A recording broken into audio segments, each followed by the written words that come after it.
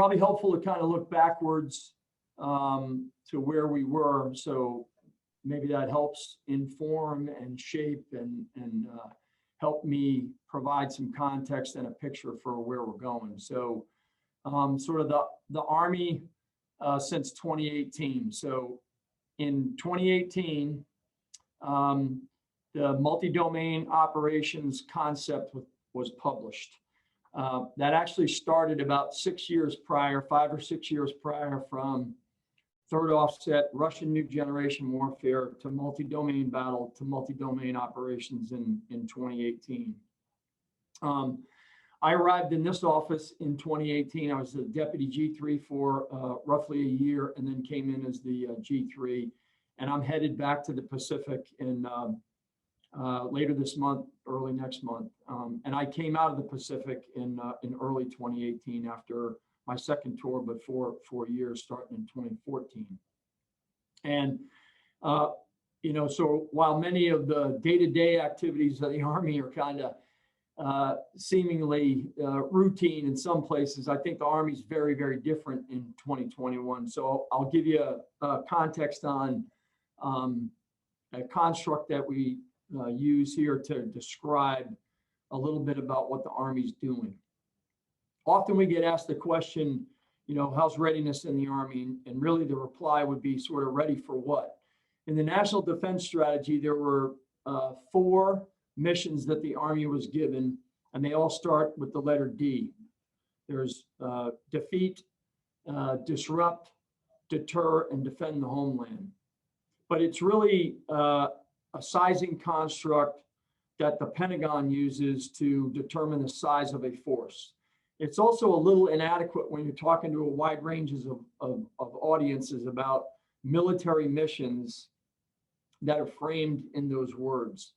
And so we've come up with a new construct, I think, that better describes the range of total military activities that the Army, and candidly the whole of the military, performs. And they all start with the letter C, and they're competition, crisis, conflict, and change. And I'll try to outline some of that for you very quickly here as a framework. That's an easier way for us to communicate what the Army is up to day to day and what the Army does across the globe on behalf of the Joint Force, the combatant commanders, the Department of Defense, and the nation. So competition, clearly our long-term strategic competitors are China and Russia. They are also near peer and have developed capabilities that are important for us to counter. We're competing with them daily. We do that primarily through our access, presence, and influence across the globe. And we try to do that across the globe and in all domains. So just by way of scale, right, the Army is in 180 countries with roughly 180,000 soldiers every single day. So our global stance, our global footprint, and our global interaction with all of the geographical component commanders and the functional component commanders is very real in that sense. We try to have an Army that is strategically predictable in competition for our allies and partners, while at the same time maintaining some operational unpredictability by dynamically moving forces around, even though those forces may be permanently stationed there, or rotating through, or dynamically moving in the case of dynamic force employment. And so we're doing all those competitive tasks or competitive military activities to try to win without fighting. And the essence of deterrence would be able to do that. And so there's a payload of Army forces that are involved in competitive activities day to day. Then there's another payload of Army forces that are either responding to, recovering from, involved in, planning for a crisis. These are both planned and unplanned events that the Army has forces involved in. There are forces involved in this in the homeland. There are forces involved in this that are in each of the combatant commands.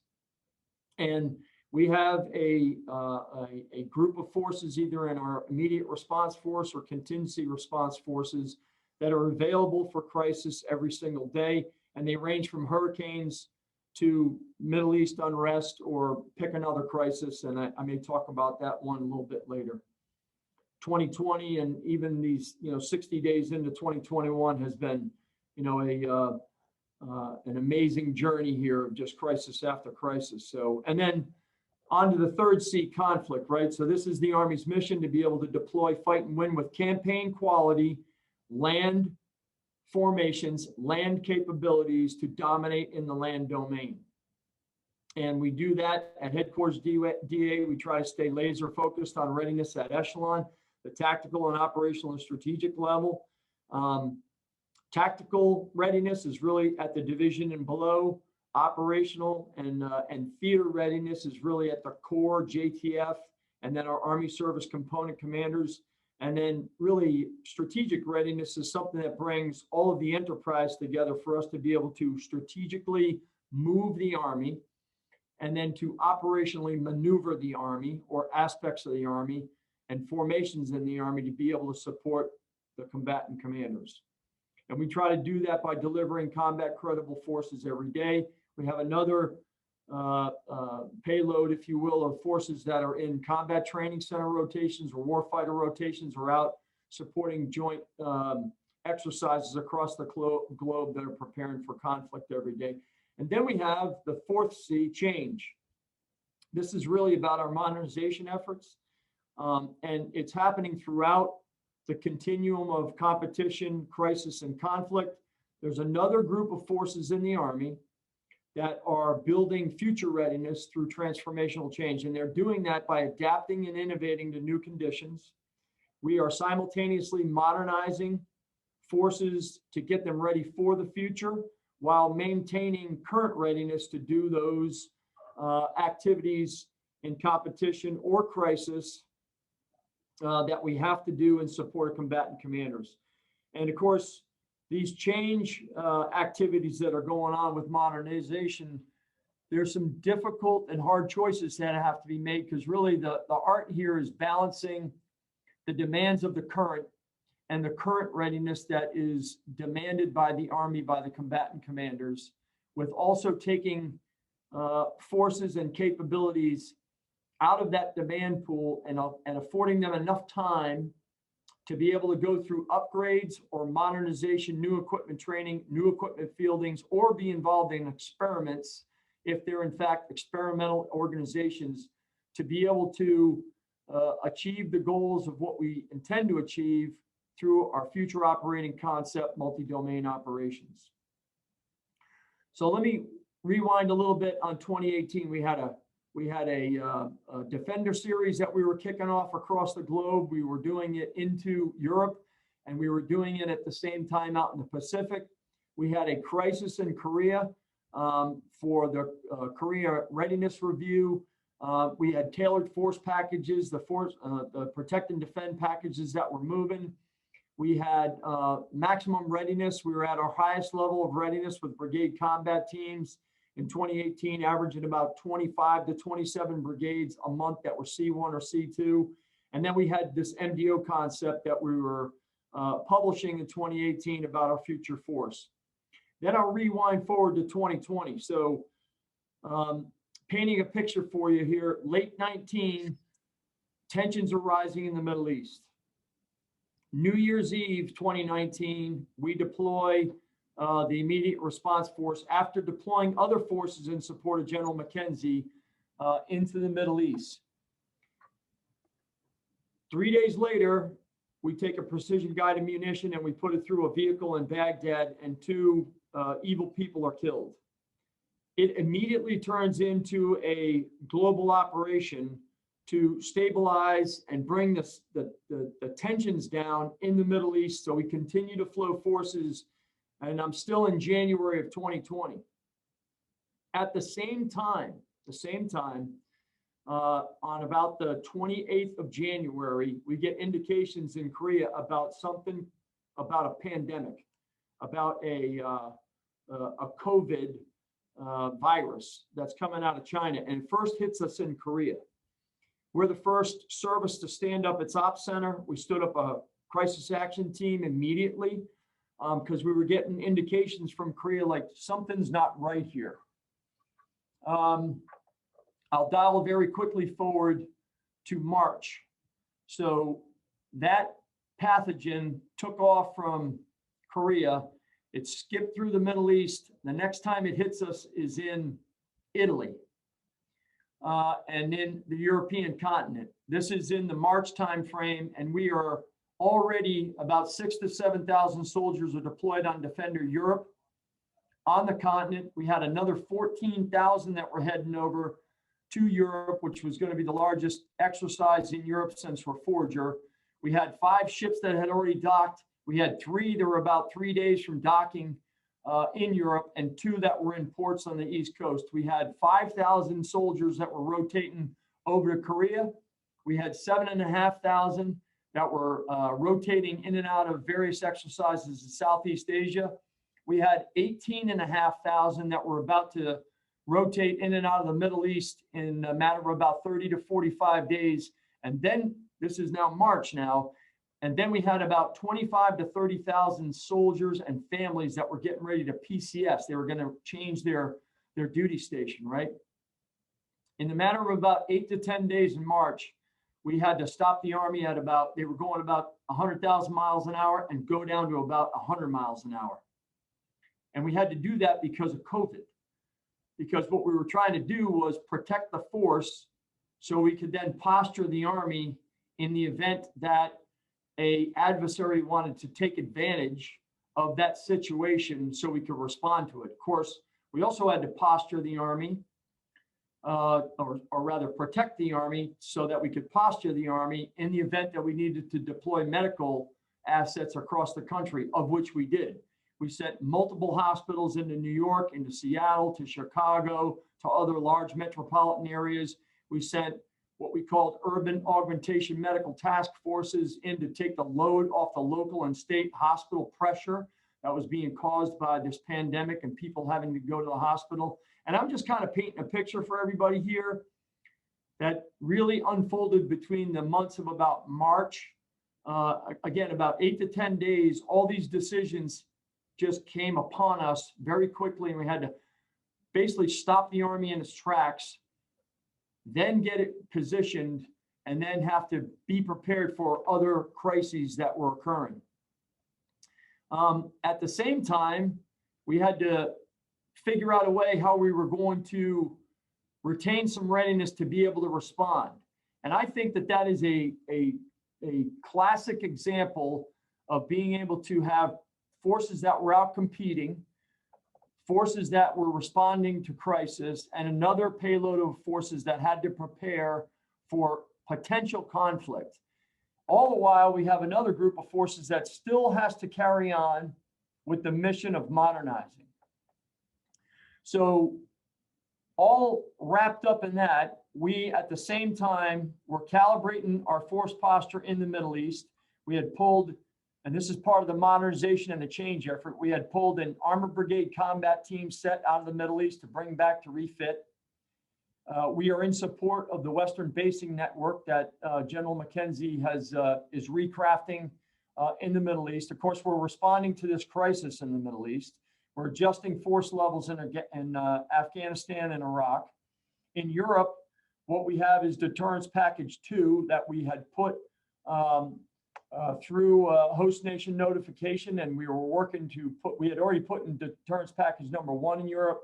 We have a follow-on set of capabilities that we want to try to get into Europe and Poland at the same time. We're brokering a deal with Poland. Again, this is all in 2020. And then we were adjusting our posture out in the Indo-Pacific after a 2.5-year study done by the Army War College called Army Transformation. What we ended up doing was writing a plan called U.S. Army Transformation of Land Power in the Indo-Pacific.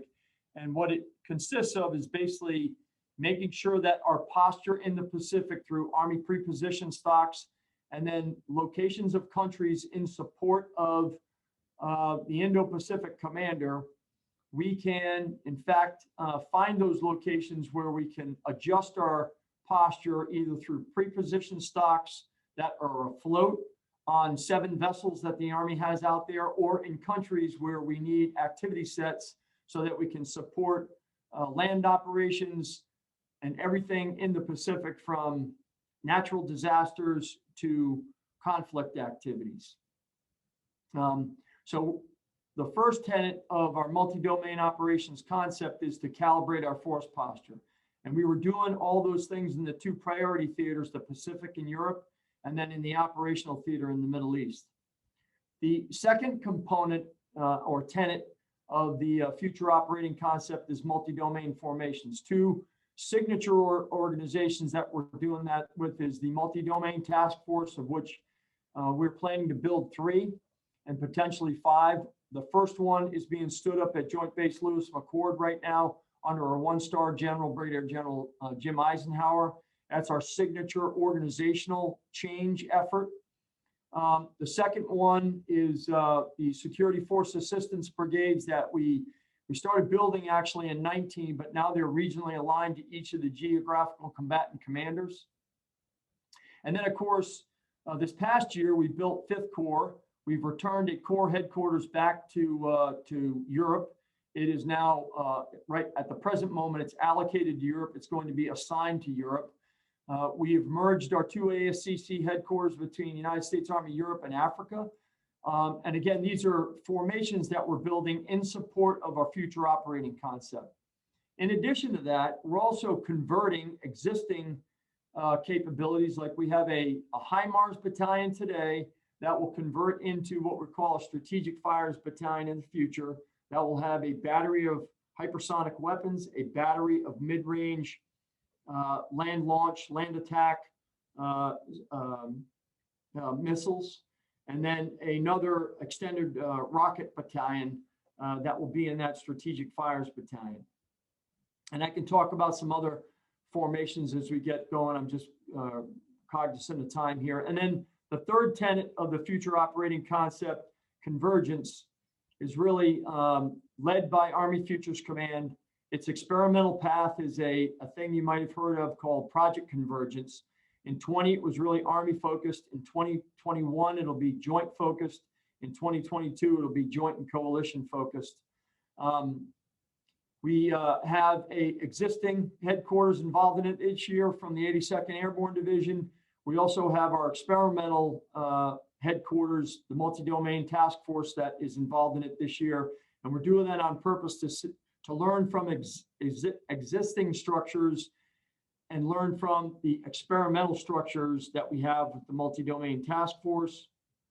We're bringing that together and these soldier touch points that we have, because we want our soldiers and our headquarters to be touching these experimental rapid spin emergent capabilities from our maneuver forces, our fires forces, our protection forces, intel and sustainment, and command and control. We're weaving in tools that bring artificial intelligence, robotics, manned and unmanned teaming, or unmanned and unmanned teaming. And we're trying to pull together our data links at the tactical and enterprise layers so that we can make sure that our terrestrial capabilities and our downlink nodes on the ground can talk to the aerial layer, and then they can talk to the space layer. And they can share that information through all of the echelons, from tactical, operational to strategic, and then all of the layers niched together or knitted together through all of the domains. So a lot of work's been going on since 2018. We're trying to strike a balance between the demands that are on the Army today by the combatant commanders and the readiness that the Army must generate, while also at the same time carving out the time and the capabilities to test, learn, discover, fail, and then succeed with some of these signature organizations that we're creating to help us learn how to organize the fight, and then some of the capabilities and technology spins that we are testing through Project Convergence to demonstrate to us those things that we need to fight with in the future. And we're excited about the path that we're taking now and over the next coming years with Project Convergence and our modernization efforts.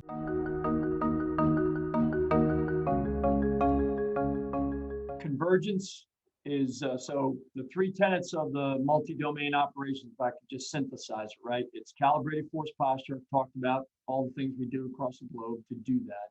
The second one is multi-domain formations. The signature organization to do that right now is the task force.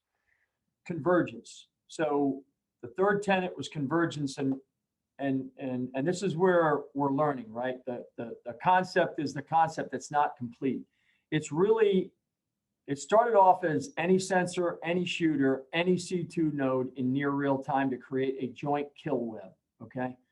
So, but what we found was we didn't have an experimental path tied to trying to understand what convergence is. So that's where Project Convergence came from. And what we're trying to do, Tony, and I guess probably a good example is in October, we had some Air Force Army talks, warfighter talks between newly arrived General Brown, and General McConville was really only in the job about a year. And from those talks, they asked us to come up with a data sharing plan.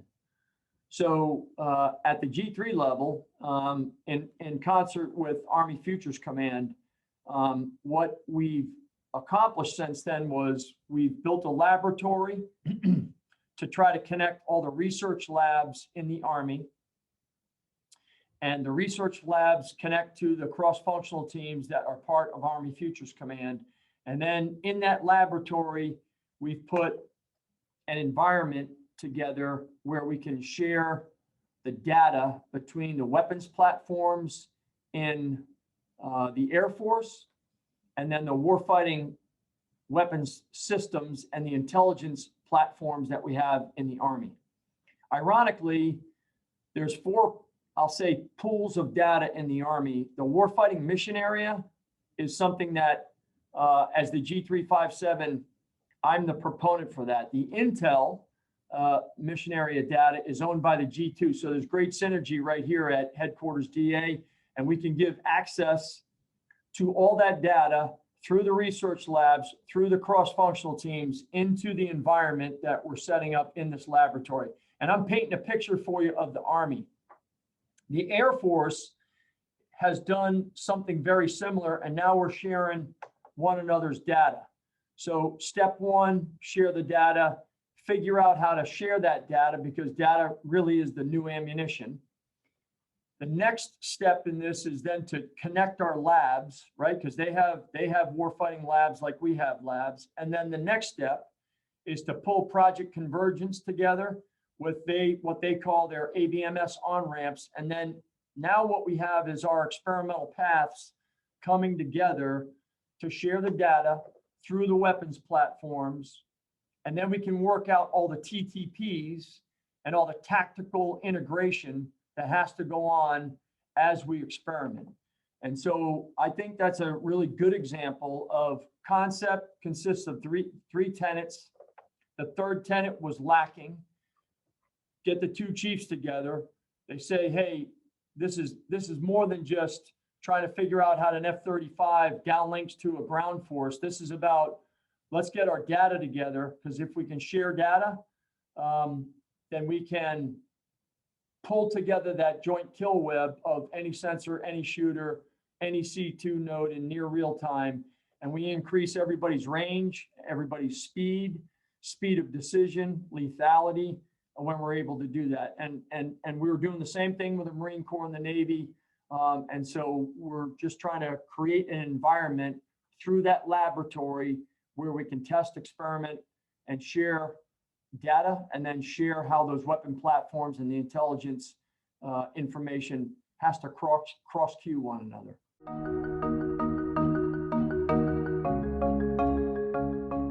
First of all, I'll kind of frame it by going back to the 4 C's, right? We have to keep a certain amount of capabilities that are prepared for today. And you know, the other thing about your question, Tyler, is we also have to pull forward legacy platforms that are going to be able to fit in this new construct or new environment that I was just describing, right?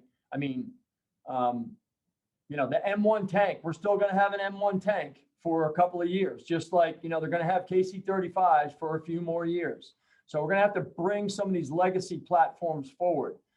While at the same time, we're going to have this experimental path to learn, understand, fail, succeed, and discover what we're actually making progress with. And on this side of it, I think that to the term of velocity that you used, right? It's going to be irresponsible if it doesn't work in the joint environment. And because we're not going to help the force out if we don't capitalize on the various capabilities that are brought in by each of the services in all of the domains. And I would also say in each of the dimensions, right? The human dimension, the physical dimension, the information dimension. So this is a real challenge. And to the last point on the budget cuts, it's going to come down to really, really hard choices. I mean, and we're in it, we're in the throes of that right now. I actually think, though, in some respects, so new team, new process, new set of eyeballs. And I think that that's refreshing. And so we're going to need some new looks at this to say, hey, I'm not, you know, throwing the baby out with the bathwater here, and some of the things that you have been doing are good. However, we want you to focus on these things, and prioritizing is an area that I think would be very, very helpful to help us through that, you know, that obstacle that you've pointed out. On that last point, and this is, I think, a strength here in the Army.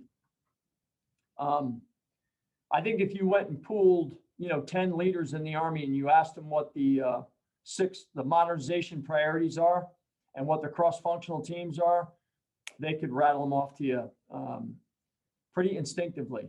And so we've been very, very consistent with our priorities. And I think that that helps the force. I think that helps at every level, right? Because junior leaders need to understand what the force is doing to get ready for the future. They have to be part of that. In fact, that's the talent that is going to have to be prepared to operate in that environment.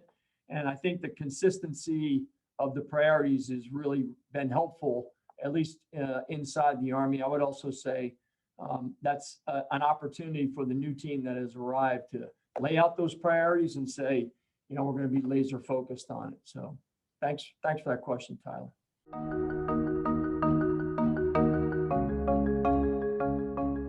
Geographical positioning matters, particularly in that theater, right? So inside forces matter, and where they're positioned matters.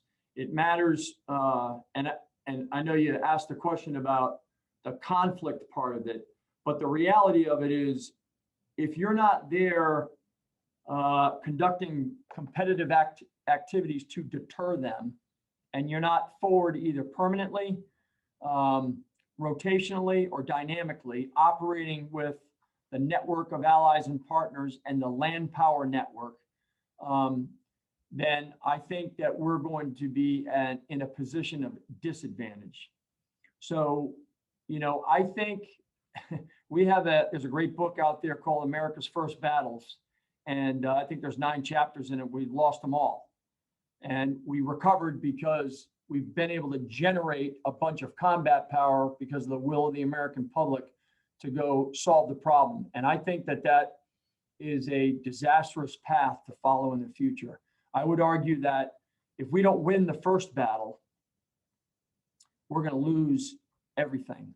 So the position forward, those inside forces forward, those inside forces that can penetrate and open windows for the joint force the maritime component, the air component, the space and cyber components, and land forces enable you to do that.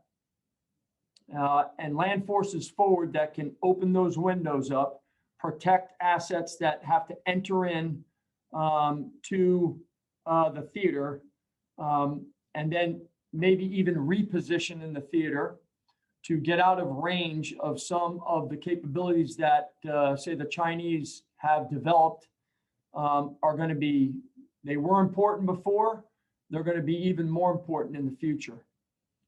So I think some of the technologies that we are working on, like our integrated air missile defense, our future vertical lift, our long-range precision fires, so we can disperse, we're mobile, we're reloadable, we can operate in and amongst the nations where we have relationships. Of course, you know, places like the Philippines and Thailand are treaty allies of us, the Japanese.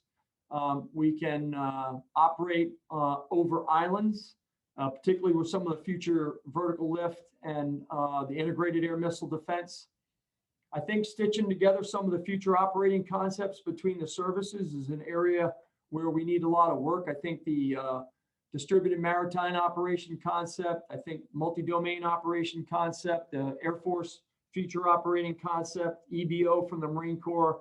There's a lot of wisdom in those concepts, and I think pulling the best of those concepts parts out and pulling them together would also be a very helpful way, Mac, for at least the land component to understand how we can enable the air, maritime, space, and cyber components. Special operations is another one that plays a large role in this. And so I think that access, presence, and influence in the competitive space, I think our ability to support in crisis gives us positional advantage that can enable maritime, soft, and air power in the early stages of a situation that we're trying to de-escalate, but it moves from a competitive activity to a crisis and then goes into conflict. And I actually think this is the most challenging work that we have ahead of us, is to stitch together a true operational concept with the technologies to try to help us all see how that is going to work for the joint force.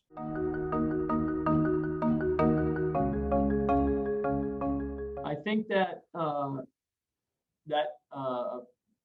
a little synchronization in the front, and you're going to be a strategic planner. I think some synchronization on the front end of those theater security cooperation plans at the GCC level, they have to be woven together into the globally integrated base plans, or what they're calling now, it adjusted a little bit, it's the global campaign frameworks. Because, and I use the example of, I mentioned it earlier. So if you think about it, the two examples that I painted earlier, so we did a precision strike on a vehicle and killed 2 evil people. And in the matter of about 48 hours, that went from a precision strike on 2 targets to a global problem, because we had to move assets from other combatant commanders because we didn't know what the situation was going to, how things were going to unravel in the Middle East, okay? So what seems to be a precision strike turns into a global integrated operation, right? Second one, if you would have told me that there was going to be a global pandemic before I was the G3, I would have told you were crazy. There were a lot of things that I were thinking were going to happen when I was a G3, but a pathogen that has, you know, killed 500,000 people in the United States was not one of them. And so that picture I was trying to paint to you before, there is not another military in the world, and I'm going to be a little bit proud here for the Army. There's not another Army in the world that could have remissioned that amount of forces across the globe in that amount of time. So I think it's actually a wonderful story of exactly the point you're making about the global integrated nature of all operations. And I know Tony Uriarty is out there somewhere. And, you know, I learned all that from him actually when he was the J8 about all that global integration stuff. So thanks for the question, Keith, and good luck down there at school.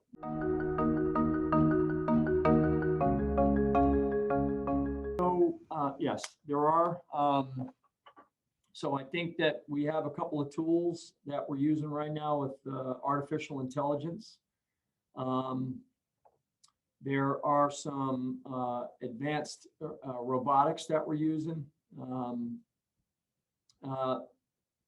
And there's also, so one thing, this is a little technical, but it's more on the capabilities that we think are going to be needed forward. So at Project Convergence in 20, one of the things that we learned was that we're going to need coders at the edge. We're going to need people that can write software and update software forward.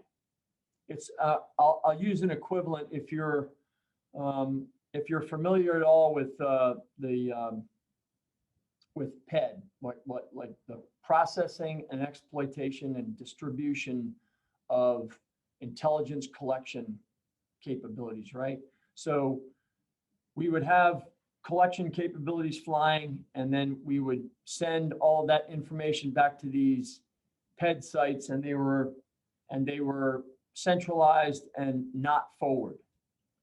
And then later we found out, hey, actually we need some of those forward for its responsiveness, right? So that's analogous to what we're finding out with software. We actually need, I don't need somebody in Austin, Texas, Orlando, Florida, or Boston, Massachusetts writing code at the edge for a combat commander. And we think we're going to need it at the tactical level. And so the technology spins that we're doing in the experiments, Allison, are testing out artificial intelligence, robotics, autonomy, and we're doing it, you know, through terrestrial systems and aerial systems and space systems.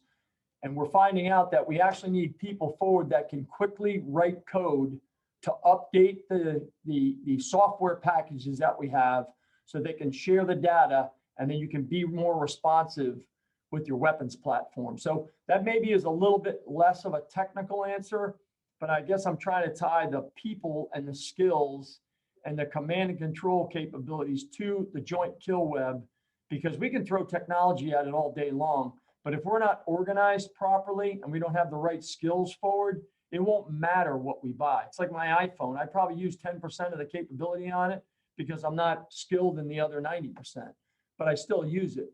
We just have to have those software writers, those code, we call it coding at the edge, forward so that we can adapt faster than the enemy is adapting to us and to the environment and to the conditions.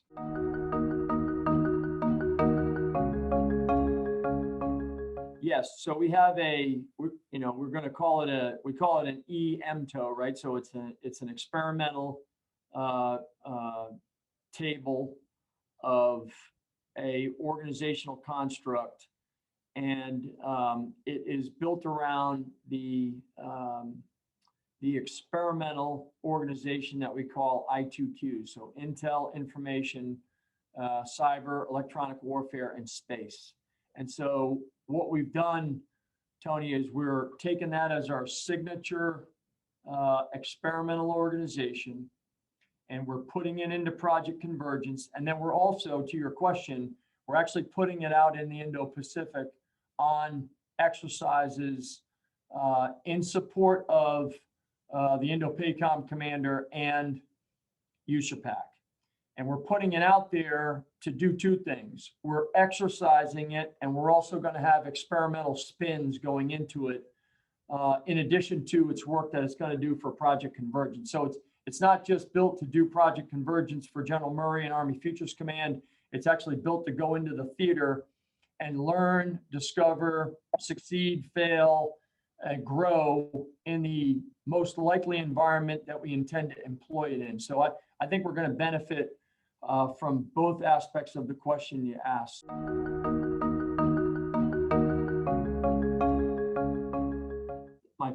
I guess my first response is that, and this goes to the leader.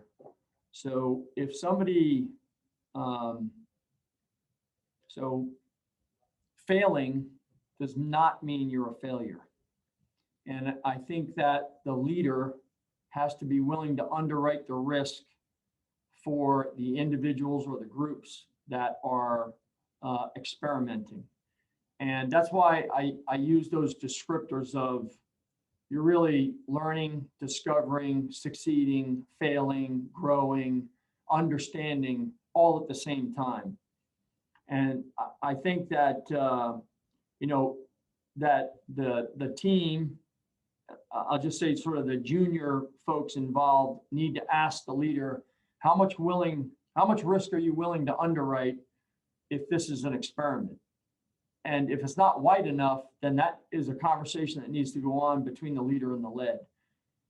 And then maybe more important, Sydney, is the leader coming right out and saying, hey, I'm willing to underwrite these things because what we're trying to do is grow here and understand what's happening. I also think that the failures actually are opportunities that can be, parlayed into successes, right? So if it's not working and it hasn't worked a couple of times, it's probably time to cut it away and do something different. The last comment I'd make, and I just had a discussion this morning down at another facility at Fort Belvoir we had, is that in the early stages of an experiment, if you're not organized to do it, I can almost guarantee you it's not going to work. So getting organized first and kind of going slow in the beginning so you can go fast later, I think is a really important element for the leader to say, are we organized to do the experiment? Do we have the right objectives in place? Do we have terminal learning objectives that we want to learn from this? And does everybody understand what those TLOs are, what the objectives are, what the goals are, and does everybody understand their roles and functions? If everybody breaks out of the huddle knowing what the play is and what the playbook is, I think that is a heck of a lot better position to be in an experiment, to learn and to grow and to understand than just simply saying, hey, you got that wrong, and you got it wrong because you're not working hard enough. Next, what I mean? I don't think that's a positive outcome from any of that work. So thanks. Great question.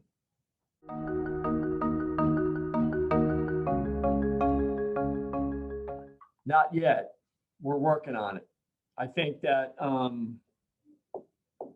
actually, as you and I have talked before, right? I mean, I think there's some really good elements out there from each of the services. But there's processes here in the building where they're trying to deliver capabilities early, lots of things in play because everybody's got tough choices to make by way of resources. But I do think, again, back to the new team has a new opportunity to look at all of that and then come out of that and say, hey, listen, there's a lot of great work that's already been done. Let's pull the best of breed together and see what that renders. And I think that would be a very valuable approach to take because there's, like I said, in the Army, that was 6 years of work. And I readily admit the operational warfighting at the operational level is lacking somewhat. There's holes in it. But I think if we were to pull parts of the service component concepts together, it would be a good and an improved starting position for the joint warfighting concept. And that's what I think the value of the services work would be together. I'm going to show a card to Fan Man a little bit just for everybody. I'm an alumni of Joint Forces Command, and I was down in the deployable training team there in the J7 in Suffolk, and spent 2 years, on the road doing everything from JTFs to O-plan execution with combatant commanders. And General Luck was really, 2 years out of uniform. So it was just an unbelievable learning experience. And if you know that complex down there, you had the 7, which was experiments and concepts. And then across the parking lot was the J9, which was training. And then right across the parking lot was experiments. And so the concepts part was brought together. And, presently, I know we're not going to regrow Joint Forces Command, but it's a bit of a hole in our swing that we're going to have to overcome. And I think the best way to overcome that is by bringing the services together in a construct to be able to do that. And one last thing on that, if I can. Agreeing on a future concept doesn't mean that we've solved the problem. In fact, what it does is it identifies gaps, right? And from the gaps, then you can have a more constructive conversation about what capabilities you want to make investments in. If you don't have an agreed upon future concept and you haven't identified your gaps, then you really can't have a coherent and constructive discussion about what capabilities do you want to make investments in. Because otherwise you're just kind of grabbing capabilities without seeing, does it fill a gap? And does that gap then, is it tied together to our future operating concept? And that's where I think the value of getting a coherent future operating concept at the joint level is really, really important.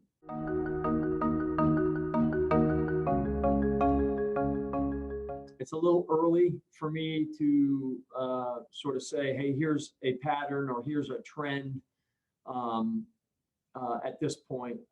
But I'm hoping 6-8 months from now, I can give you a better answer than that. I think one of the things that what we are learning, and it's not necessarily tied to the exercises it's been involved in, is initial indications are we think we have the headquarters element of it right. And then we're also learning that it's going to need some special equipment, particularly access to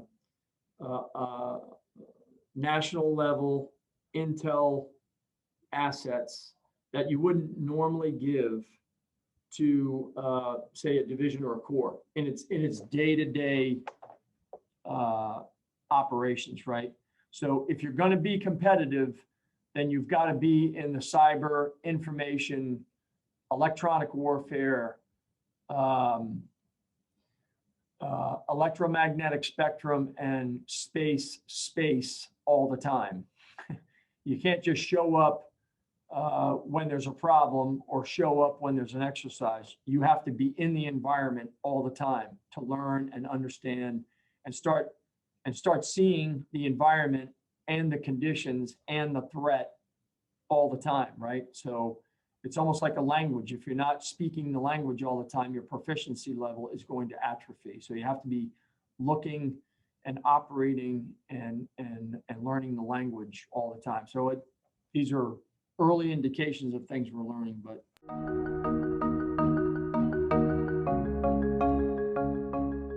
one thing I guess in the early days, as you sort of embark on this, is the complexity, I think, of the global situation early on, I think is something that you'll have to do a lot of reading and a lot of understanding and a lot of listening. Maybe the best advice I got was from my father that said, God gave you 2 ears and 1 mouth for a reason. Maybe you should listen twice as much as you speak. And I think, early on, because of the complexity and because of the speed of things that happen in today's, global operating environment, I think that listening is a really important skill. There's an enormous amount of really, really, I mean, just strikingly brilliant people. And I think that listening to what they have to say and processing it all is a really important skill early on. The other piece of advice I have for you is, and I don't know who it is, or it might be one or two, maybe more. I would say find somebody that you respect. Find a few that you look up to, and find a role model that you like, to the fact where you can sort of see yourself in that, doing what they do in the future.